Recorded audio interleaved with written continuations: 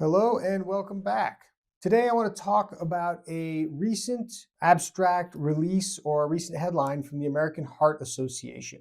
It suggested that people who take melatonin long term might have higher rates of heart failure and death. Now that's a serious claim, and naturally it raises questions for millions who use melatonin for sleep.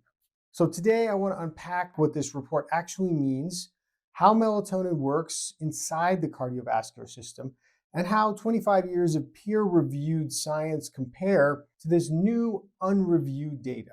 The study that made news is not a published paper. It's a conference abstract.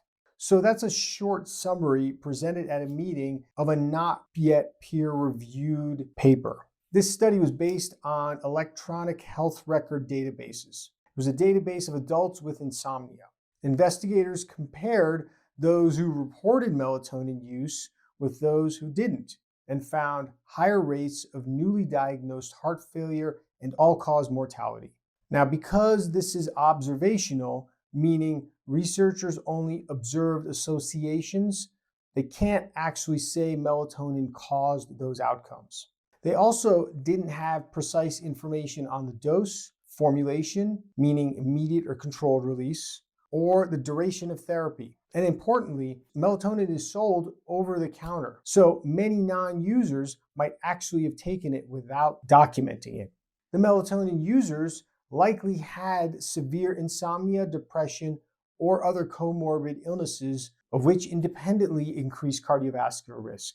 So while the database is large, the conclusions are hypothesis generating, not proof of harm.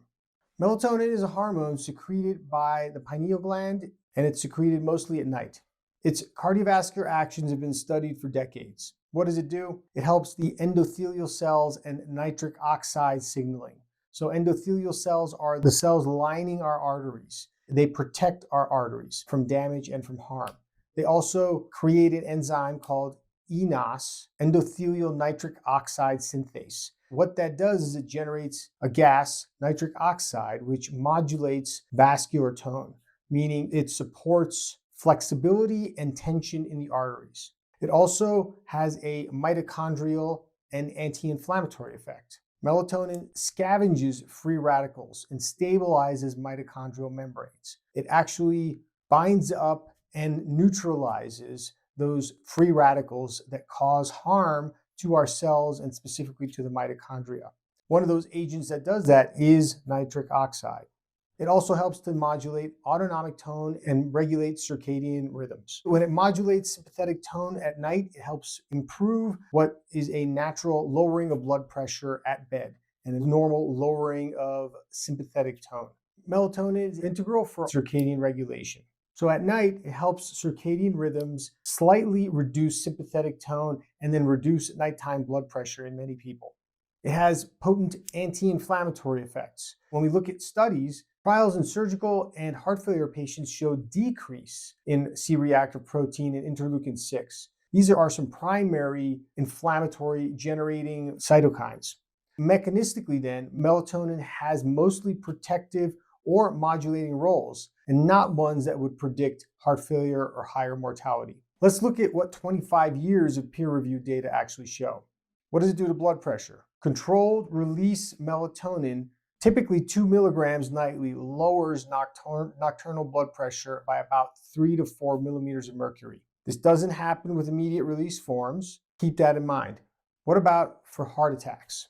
When we look at what melatonin does in heart attacks and when blood flow is restored, 2 human trials during emergency angioplasty found mixed results. One showed neutral benefits, another showing smaller infarct. So benefits in reducing the size of the heart attack when it was given early. So timing mattered, not actually dosing, and it did not show harm. What about in cardiac surgery? Multiple randomized controlled trials show reduced post-operative blood tests that show cell death or death of heart tissue and reduction in inflammatory markers.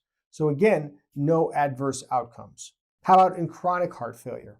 Well, a small double-blind randomized controlled trial using 3 milligrams to 10 milligrams nightly for about 8 to 24 weeks showed improved quality of life and lowered levels of NT-proBNP, which is a marker that shows severity of heart failure. So in a 2025 meta-analysis of 3 such trials, also found no increase in adverse events at all. Across roughly 25 years of human research involving thousands of participants and dozens of peer-reviewed papers, no study has yet to report higher heart failure incidence or higher mortality. If anything, the signal trends towards slightly beneficial on physiological and biological markers. Now, it's important for scientists to maintain an open mind and not be stuck on any one belief. So let's take this information with an open mind. Most of those trials that showed benefit are small, lasting only weeks or months, and focus on surrogate endpoints, meaning not directly looking at heart attack or mortality, but looking at blood pressure or biomarkers. They often use different formulations, uncontrolled supplement forms, and showed variable compliance. So while the direction of the effect looks good, the evidence is not that strong. You could argue that it's weak to moderate at best. By contrast, the new abstract has the opposite problem. It's big, but not deep. The observational design doesn't really allow us to infer causality, meaning melatonin actually causes a problem. There was misclassification potentially of who took melatonin and who didn't. There's also confounding medical problems. Patients with insomnia often have other psychiatric medications, other conditions, and other chronic illnesses that are often going to explain that higher rate of mortality and heart attacks. They also didn't mention any of the dosages, which is a major flaw. They didn't mention whether the doses were taken continuously or intermittent, and we don't know if it was short-acting or long-acting.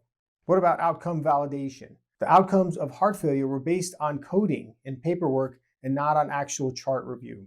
And finally, this isn't even a peer-reviewed study. It's just an abstract. So even though the sample size is impressive, the internal validity is weak. But the strengths are that it uses a very large real-world data set and raises an important question about chronic supplement use. It reminds scientists to test over-the-counter substances with the same rigor that we apply to prescription drugs. So it's valuable as a hypothesis generator, a prompt for properly designed prospective studies when possible. So here's the take-home message. Number 1, this is the first report to ever suggest higher heart failure or death with melatonin, and it's not yet peer-reviewed. Number 2, it contradicts roughly 25 years of largely neutral to favorable cardiovascular research. And 3, the plausible mechanisms for melatonin are that it's protective and not harmful. Finally, until larger randomized outcome trials are published, there's no verified evidence that melatonin actually increases cardiovascular risk. So for now, melatonin, especially at physiologic or low doses under the right supervision, it's safe for short-term sleep support. But the scientific community should continue to study its long-term metabolic and cardiovascular effects. Thanks for tuning in today. If you found this helpful or you enjoyed this, hit like. If you think somebody else will enjoy it, share it. And if you want to hear more from me, hit subscribe. I'll see you next time. Thank you.